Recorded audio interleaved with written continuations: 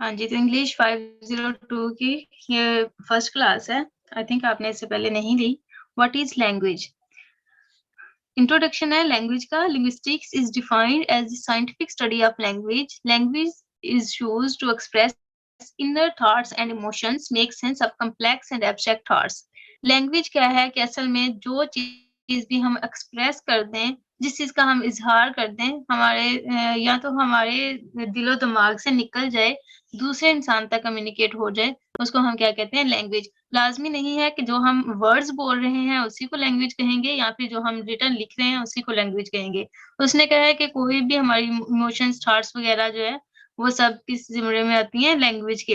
अब यहाँ तक तो लैंग्वेज को मतलब हम लैंग्वेज को एज़ अ उर्दू लैंग्वेज है, ये लैंग्वेज, वो लैंग्वेज दूसरी नेटिव लैंग्वेजेस में ले रहे हैं, लेकिन इसकी डिटेल में जाएँ तो सिंबल्स या एक्सप्रेशंस या फिर इस तरह की जो चीज़ें होती हैं, बस जो चीज़ एक्सप्रेस कर दे हमारी फीलिंग्स को या थॉट्स को, वो सब जो है वो लैंग्वेज में आ जाती हैं। Learn to communicate with others, fulfill our wants and needs, and to establish rules and maintain our culture. Language can be defined as verbal, physical, biologically innate, and a basic form of communication. जाहिर है communication की basic form सिर्फ English ही है, वो है language ही है, चाहे वो मैनुअल हो, वर्बल हो, रिटन हो, किसी भी तरह से। The question what is language is equal to what is life. वो कह रहा है कि अगर कोई ये क्वेश्चन करे कि लैंग्वेज क्या है, तो ये क्वेश्चन बिल्कुल ऐसे होगा कि जिंदगी क्या है। इट्स असल में लैंग्वेज ही जिंदगी है, क्योंकि कम्युनिकेशन के बगैर there is no life. It is difficult to define the word language, especially when it has many alternate words in other languages. In French, two words are found from the word language, langage and langue, whereas in Italian, alternate words are linguaggio and lingua. Anyone in possess a language such as English, Arabic, Urdu, it's a possessed language.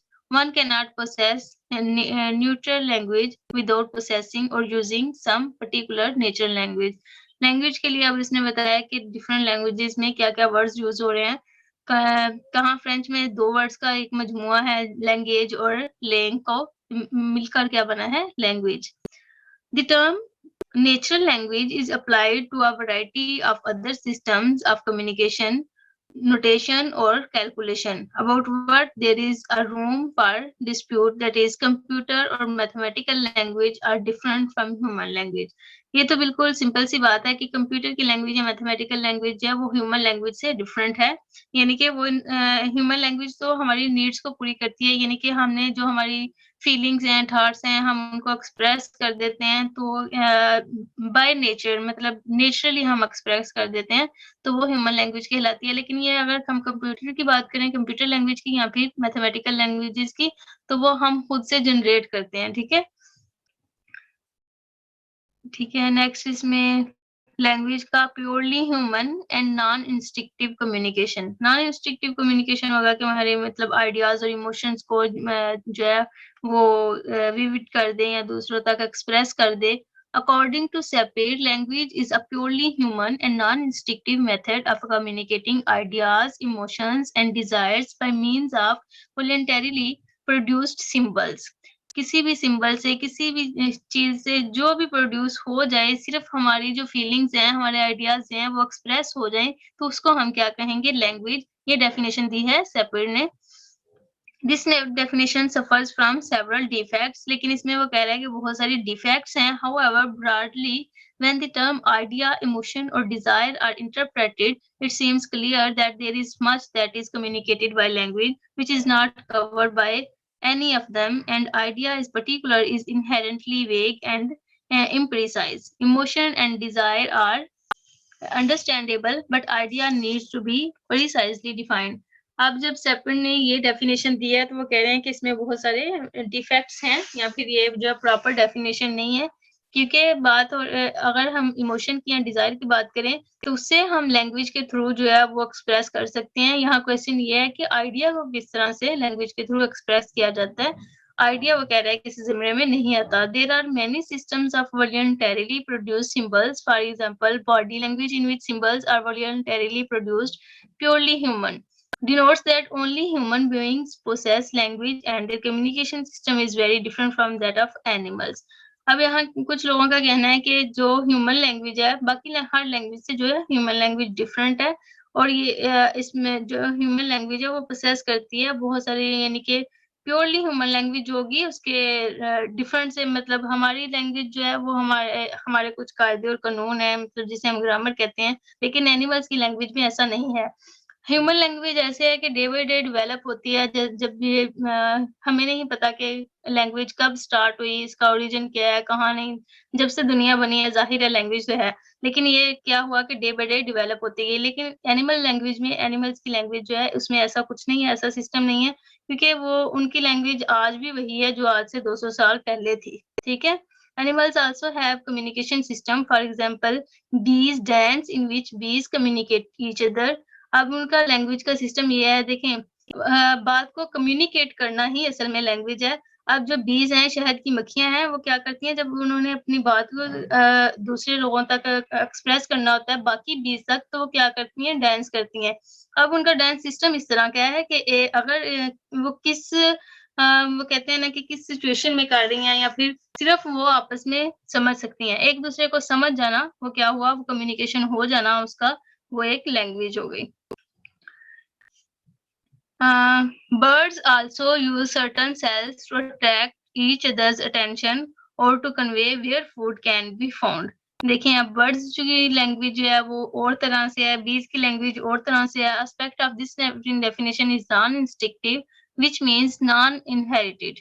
It means that language is not inherited by the parents to the children. If parents take their child to another country, he will learn the language of that country rather than the language of parents. अब यहाँ ये बात है कि हम जो language है वो इनहेरिट नहीं करते, अपने पेरेंट्स से इनहेरिट नहीं करते।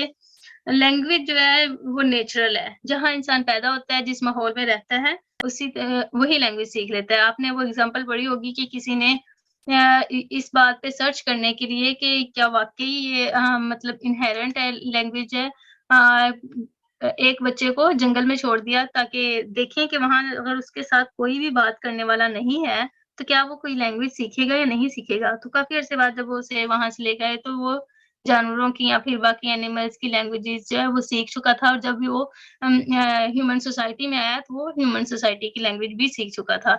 यानी कि इनहेरेंट नहीं होती, ये नेचुरल है, जहां हम रहेंगे वही लैंग्वेज सीख जाएंगे, ठीक है। This definition discussed in this lesson encompasses language as a means of human communication. अब सबके की जो definition है उसमें ये तीन बातें जो हैं वो डिस्कस हुई हैं कि a means of human communication, कि एक तो ये ह्यूमन कम्युनिकेशन का जो है वो सबसे बड़ा जो बेसिक मीन है वो ये है, a system of voluntarily produced symbols, या फिर ये एक सिस्टम है कि इंसान जो है किसी भी हालत में किसी भी तरह से अपनी नीड को एक्सप्रेस कर सकता है। Non instinctive method of communication, communication का सिस्टम है जिसमें किसी तरह की कोई ग्रामर ना भी हो, तब भी बस बात को कम्युनिकेट करना ही लैंग्वेज होगा। Language a symbol system. A language is a system of arbitrary vocal symbols by means of which a social group cooperates. Language is a system of symbols and rules that enable us to communicate. The symbols used in a language can include speech sounds as well as writing symbols, while the rules include grammar, that is pronouns, tense, etc. Parsing and pragmatics. There is an arbitrary relationship between linguistic symbol and its referent. Language provides context for symbolic understanding. अब language जो है वो क्या करती है कि symbolic understanding पैदा करती है, यानी कि लैंग्वेज में और इसके रेफरेंट में, रेफरेंट कहते हैं कि जो वर्ड हम बोल रहे हैं उसका जो स्ट्रक्चर हमारे माइंड में बनता है उसको हम रेफरेंट कहेंगे, जो हमारे जो लफ्ज हम बोल रहे हैं, ठीक है, और उसका जो इमेज बनता है जहन में उसको रेफरेंट कहते हैं। अब इन दोनों में जो रिलेशनशिप है वो आर्बिट्रेरी है, ठीक है। आर्बिट्रेरी रिलेशनशिप की समझ है आप सबको? अगर मैं वर्ड बोल रही हूँ लैपटॉप, तो हमारे जहन में ऑफ कोर्स लैपटॉप ही आएगा, वो चाहे एचपी का है या एप्पल का है या किसी भी तरह का है, लेकिन हमारा जो इमेज होगा वो एक लैपटॉप का ही होगा। अब लैपटॉप वर्ड में ऐसा कुछ भी नहीं कि हमें मतलब इसमें हमें कोई सिंबल या शेप तो नहीं बताई गई वर्ड लैपटॉप में, सिर्फ ये एक इसका आर्बिट्रेरी रिलेशनशिप है कि जिस चीज को हम बोलते हैं, जो वर्ड हम बोलते हैं, उसका जो है रेफरेंट हमारे जहन में आ जाता है, उसका जो है स्ट्रक्चर हमारे जहन में आ जाता है। समझ आ रही है स्टूडेंट्स? क्लियर है? यहाँ तक कोई क्वेश्चन है तो बता दें।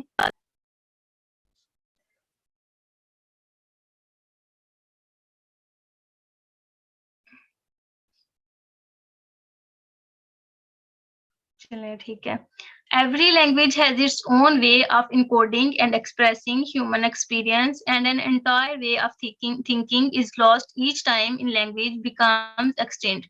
It is important to differentiate between language and communication. Communication is a process whereby there is an exchange of information between the sender and the receiver. This information can be transmitted through sound, song, gesture, tone, writing, painting, or language. Language is symbolic form of communication. अब वो कह रहा है कि सबसे जो अगर हम लैंग्वेज में और कम्युनिकेशन में डिफरेंशिएट करें तो कम्युनिकेशन जो है वो बेसिक है। अगर हम किसी से कोई कम्युनिकेशन जो है वो मेन पार्ट है, लैंग्वेज जो है वो सेकंड पार्ट है, क्योंकि हम अगर किसी से कोई बात करेंगे, कम्युनिकेट कुछ करेंगे तो हम लैंग्वेज को यूज करेंगे। अगर हम किसी इंसान से कोई बात कम्युनिकेट, हम दो इंसान आपस में कम्युनिकेट कर रहे हैं, वो चाहे रिटर्न फॉर्म में है, चाहे ओरल फॉर्म में है, कोई मैनुअल एक्सप्रेस कर रहे हैं या फिर किसी भी तरह से किसी सिंबल से, तो वो जिस चीज से भी वो एक्सप्रेस कर रहे हैं अपनी फीलिंग्स को या अपने आइडियाज को, वो क्या कहलाएगी? वो असल में जो कम्युनिकेशन है उनकी थ्रू एनी सिंबल और एनी सॉन्ग और किसी भी तरह से, वो जो है वो लैंग्वेज होगी। कम्युनिकेशन जो है वो मेन फॉर्म है। अब बिहेवियरिस्टिक एक थ्योरी है, उनका व्यू लैंग्वेज के बारे में देखते हैं क्या है। Language is the institution whereby human communicate and interact with each other by means of habitually used oral, auditory, arbitrary symbols. अब ये जो बिहेवियरिस्टिक कहते हैं कि ये तो एक जरूरत है कि जिस तरह से मतलब दो लोग आपस में रह रहे हैं तो वो इन हैबिचुअली यूज करेंगे लैंग्वेज को। अब यहाँ पे उन्होंने जो ऐड किया है, हाल की डेफिनेशन है, इन हिज ऐसे an essay on language introduced the terms institution and habitually used oral. हाँ स्टूडेंट्स, आई थिंक अटेंडेंस तो यहाँ किसी की भी नहीं होती। अभी तो ये सिस्टम आई थिंक स्टार्ट ही नहीं हुआ, अटेंडेंस का वैसे होना चाहिए। चलिए मैं सर से बात करूंगी। Arbitrary symbols. The most noteworthy in Hall's definition, however, is his use of term habitually used, and there are historical reasons for this. Linguistics is the psychology of language, was strongly influenced for about 30 years or so, especially in America, by the stimulus response theories of behavioristic. Within the theoretical framework of behaviorism, the term habit acquired a rather special sense which laid the foundation of the term habitually used. ठीक है, अब तकरीबन linguistics जो है, language तो जाहिर है इसका ओरिजिन किसी को नहीं पता या फिर इसके बारे में किसी को नहीं पता, या इसकी हम कोई क्लियर डेफिनेशन नहीं दे सकते कि लैंग्वेज क्या है। एवरीथिंग, हर चीज जो कम्युनिकेट कर रही है वो लैंग्वेज के जिम्मे में आती है। लेकिन लिंग्विस्टिक्स जो है ये एक बिहेवियरिस्टिक जो थ्योरी है उसने जनरेट की है, न्यू थ्योरी जो है लिंग्विस्टिक्स के। लिंग्विस्टिक्स के थ्रू हमें पता चलता है, लिंग्विस्टिक्स लाजमी नहीं है ये सिर्फ इंग्लिश लिंग्विस्टिक्स हो, हर लैंग्वेज का कि इसका ओरिजिन क्या है या फिर किस तरह से बनती है, उसका फ्रेमवर्क क्या है। अब कहें कि अगर बिहेवियरिस्टिक जो थ्योरी है, इन्होंने हाल की जो डेफिनेशन ऐड किया है उसमें उसने कहा है कि ये एक हैबिट है। हैबिट हैबिचुअली यानी कि जरूरत ही होगी तो ही इंसान कोई कम्युनिकेट करेगा, तो जरूरत को एक्सप्रेस करना असल में जो है वो लैंग्वेज है। The term habit was used by reference of the bits of behavior that could be identified as predictable responses to particular stimuli. यहाँ बस हाल की डेफिनेशन जो है उसी को थोड़ा सा उन्होंने आगे डिफाइन किया हुआ है कि उसमें कुछ डिफेक्ट्स भी हैं। हम नेक्स्ट पढ़ते हैं structure view of language. Language का स्ट्रक्चर व्यू कौन सा है? अकॉर्डिंग टू चोम्स्की, चोम्स्की जो है वो इसे फादर ऑफ लिंग्विस्टिक्स भी कहा जाता है। Syntagmatic structure, a language is a set of finite or infinite sentences, each finite in length and constructed out of a finite set of elements. वो कह रहा है कि ये इनफाइनाइट और इनफाइनाइट दोनों सेंटेंसेस है, यानी कि सेट है जो फाइनाइट और इनफाइनाइट सेंटेंसेस का है। कुछ सेंटेंसेस ऐसे हैं जिनमें कोई मज़ीद एडिशन नहीं हो सकती। अगर हम उनमें एडिशन करेंगे तो जो सेंटेंस स्ट्रक्चर है वो हमारा ख़त्म हो जाएगा, ठीक है? वो सेंटेंस स्ट्रक्चर टूट जाएगा। लेकिन कुछ सेंटेंसेस ऐसे हैं जिसमें हम डे बाय डे जो है वो उसमें एडिशन कर सकते हैं, उनको क्या कहेंगे? Infinite sentences. All natural languages, both spoken and written, are languages in the sense of his definition. कहता है कि कोई भी लैंग्वेज है वो चाहे ओरल है या रिटन है तो क्या है कि वो एक लैंग्वेज ही है डेफिनेशन के लिहाज से। Each language has a finite number of sounds and can create identically many distinct sentences. अब जैसे कि इंग्लिश में सिर्फ 26 अल्फाबेट्स हैं लेकिन उससे कितने वर्ड्स जनरेट हो रहे हैं। इसी तरह उसके कहने का ये मतलब है कि हर लैंग्वेज के पास जो है कुछ महदूद नंबर जो हैं वो होते हैं साउंड्स के और उसी से वो जो है लामहदूद साउंड जो है वो क्रिएट कर सकते हैं, लामहदूद सेंटेंसेस क्रिएट किए जाते हैं। It is the linguistics job to differentiate between sentence and non sentence sequence. कहता है कि ये लिंग्विस्टिक्स की ज़िम्मेदारी है कि वो डिफरेंशिएट कर दे कि कौन-सा लिंग्विस्टिक्स के लिहाज से एक सेंटेंस है और कौन-सा नॉन सेंटेंस है। क्योंकि कुछ सेंटेंसेस ऐसे होते हैं कि अगर हम उसमें कोई एडिशन कर देंगे तो उसका सेंटेंस स्ट्रक्चर टूट जाएगा। अकॉर्डिंग टू चॉम्स्की फिर उस सेंटेंस को सेंटेंस नहीं कहा जाता, वो एक नॉन सेंटेंस सीक्वेंसेस में आ जाता है। Chomsky believes that structural properties are complex, abstract, and highly specific, which must be known to a child prior to his experience of any natural language. In this regard, Chomsky's rationalist rather than empiristic. So, according to Chomsky, language is structure dependent and definition encompasses properly structure.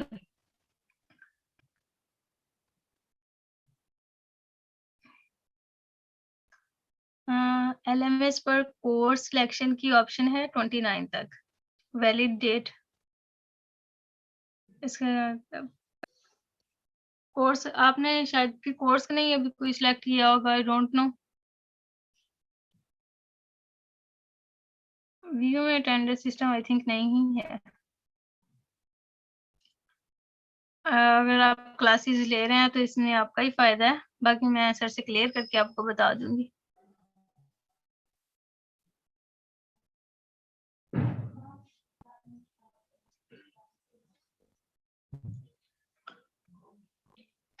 ठीक है, यहाँ Chomsky असल में उसका main जो basic उसका point ये है कि स्ट्रक्चर जो है लैंग्वेज का वो ज़्यादा इम्पोर्टेंट है।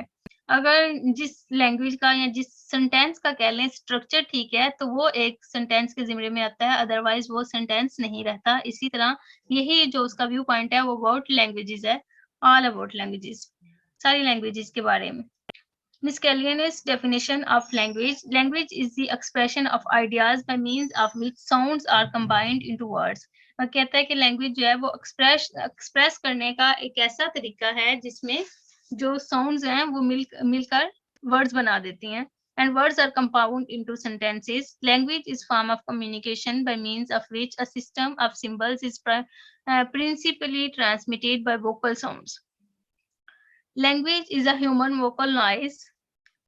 अब यहाँ पे कोई भी चीज़ वो कह रहे हैं कि जो एक्सप्रेस हो या फिर वोकल नॉइज़ से आपको पता है वोकल सिस्टम में अगर हम हर्ष की आवाज़ भी निकालेंगे तो वो भी लैंग्वेज के ज़िम्मे में आएगा, अगर ह की आवाज़ निकालेंगे तो वो भी लैंग्वेज में होगा। Use systematically and conventionally by a community for the purpose of communication. वो कहते हैं कि किसी भी सोसाइटी में, किसी भी जगह में या ग्रुप में जो ज़रूरत के तौर पर जो हम एक्सप्रेस करेंगे, जो कुछ भी है वो सारा कुछ होगा कम्युनिटी में। कन्वेंशनली तौर पे जो कुछ होगा वो सब किसमें किस ज़मरे में आएगा, पर्पस ऑफ कम्युनिकेशन होगा। और पर्पस ऑफ कम्युनिकेशन के लिए जो भी सिंबल्स यूज़ होंगे, जो भी वर्ड यूज़ होंगे या फिर जो भी आइडियाज़ वो मैनुअल है, ओरल है, रिटन है, वो सब किस ज़मरे में आ जाएँगे, लैंग्वेज के ज़मरे में। ठीक है, यहाँ तक क्लियर है? Miscellaneous definitions of languages consists of symbols that convey meaning plus rules for combining those symbols that can be used to generate an infinite variety of messages. Language is not an abstract construction of the learned or of dictionary makers, but is something arising out of the world. Needs, ties, joys, affections, and tastes of long generations of humanity and has its basis broad and low, close to the ground. अब ये Whitman ने ये definition दी है कि हमारी रोजमर्रा जिंदगी में जो कुछ भी है, हमारी अफेक्शंस हैं, जॉयज हैं, उनको जो हम जब हम एक्सप्रेस कर देते हैं तो वो सब लैंग्वेजेस बन जाती हैं. The above mentioned definitions encompass the following language properties. Language की डिफरेंट प्रॉपर्टीज के बारे में बात कर रही हैं जो हमने ऊपर डेफिनेशन पढ़ी हैं. उनसे क्या पॉइंट्स निकलते हैं कि ये एक तो आर्बिट्रेरीनेस मैंने आपको बताया है वर्ड का और उसके स्ट्रक्चर का जो रिलेशनशिप है वो आर्बिट्रेरी होता है. फ्लेक्सिबिलिटी एंड मॉडिफाइबिलिटी, लैंग्वेज जो है वो फ्लेक्सिबल होती है और मॉडिफाइबल होती है. इसमें इतनी फ्लेक्सिबिलिटी होती है कि जितने भी चाहे वर्ड्स जो हैं वो ऐड होते जाएं और इसलिए मॉडिफाई भी हो जाती है वक्त के साथ साथ. यानी कि फ्लेक्सिबल है ना, ऐसा नहीं है कि इसमें कोई चेंजिंग ना हो, दिन ब दिन चेंजिंग हो सकती है. फ्रीडम फॉर स्टिमुलस कंट्रोल, यानी कि स्टिमुलस कंट्रोल भी है कि ऐसा नहीं है कि सेंटेंस स्ट्रक्चर टूट रहा है तो हम वहां पे कुछ ना कुछ ऐड कर दें. स्ट्रक्चर डिपेंडेंस है, यानी कि स्ट्रक्चर जो है वो हमने उसका कायम रखना होता है, उसी तरह रखना होता है. ठीक है, इतना आई थिंक आज का लेक्चर है. जहां से आपको समझ नहीं आई दोबारा से मुझसे पूछ लें क्योंकि लेक्चर खत्म होने में अभी हैं 7 मिनट्स बाकी. हाँ जी स्टूडेंट्स, क्लियर है?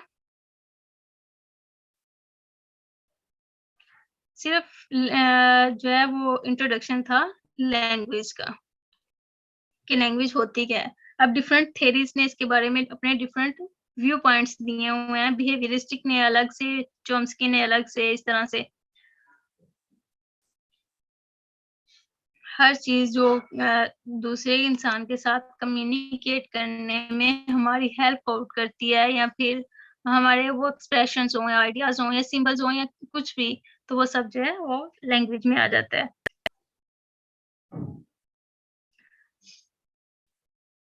हाँ जी, इम्पोर्टेंट पॉइंट इसमें कोई इतना देखें, इतना सा तो हमारा लेसन होता है ये 2-3 पेजेस का. इसको एक क्वेश्चन के तौर पर लें तो खुद ब खुद उन्होंने पहले ही पॉइंट्स बना के ही समझाया हुआ है क्योंकि ये हैंडआउट्स हैं, बुक्स नहीं है. हैंडआउट्स में यही होता है कि जो मेन पॉइंट्स होते हैं उनको डिस्कस किया होता है.